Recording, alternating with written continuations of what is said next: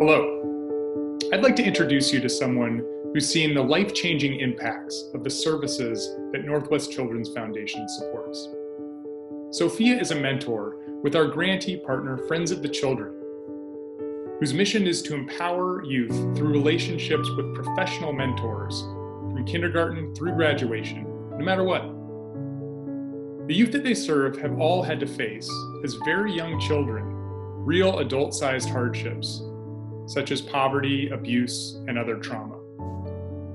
Friends of the Children helps these young people develop the relationships and the skills necessary to break the cycle of poverty and trauma and become strong, resilient adults. Good evening, and thank you for tuning in.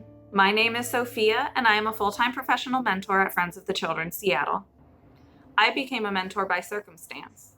My mom raised me and my 5 siblings. When I was 15, my mom died and the world as I knew it collapsed.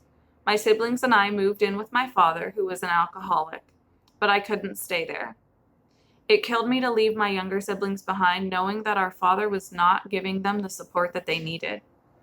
When Child Protective Services got involved, I knew I had to do more. I was 22 when I decided that my youngest sister had met her last social worker.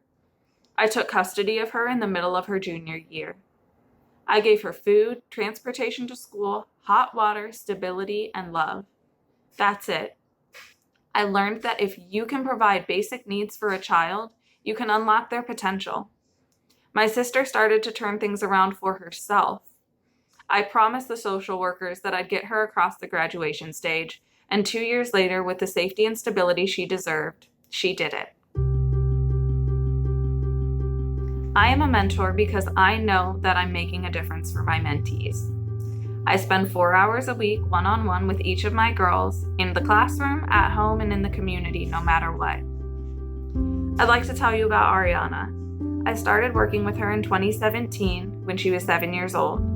Since then, she has attended 2 different schools in 2 towns and lived in 3 different homes, including an apartment that burned down. She has experienced transitions like no 7-year-old should.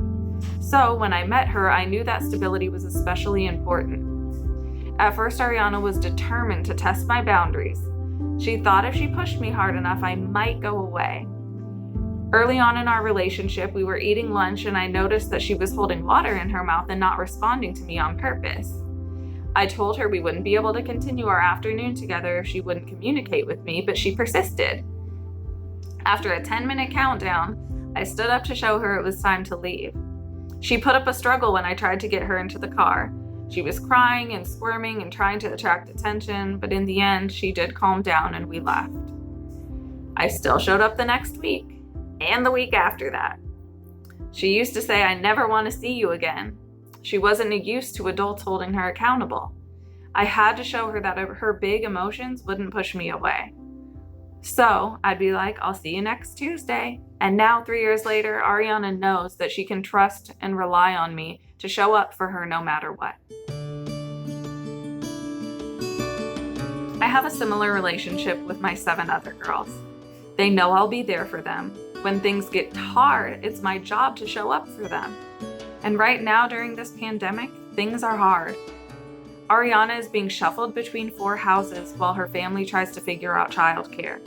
Safety, stability, and connection have never been more important for her and over 200 other youth who are part of the Friends of the Children program. We've had to refocus our services, but we're still here for our community. I've been dropping off food bags to Ariana's family weekly. I helped her dad get internet access. I connect with Ariana at least once a week. I'm in contact with her teacher because I'm worried about her staying engaged. Usually it's hard to get her excited about school. But the other day I told her I had a meeting with her teacher and she was like, "Oh my gosh, how did it go?" She was immediately excited to get to work. Despite all the challenges of coronavirus, Ariana stays motivated because she knows she's supported during the stressful time.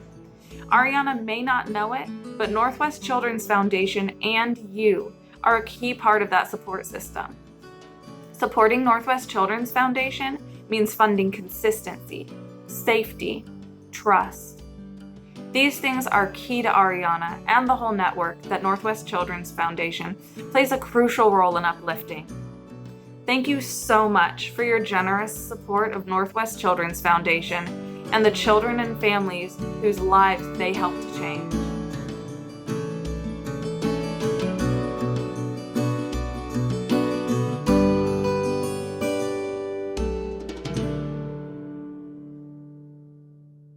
I don't think I could have said it any better than Sophia has. You are what makes Northwest Children's Foundation's work possible, and hundreds of children like Ariana are relying on your support. Fund a need.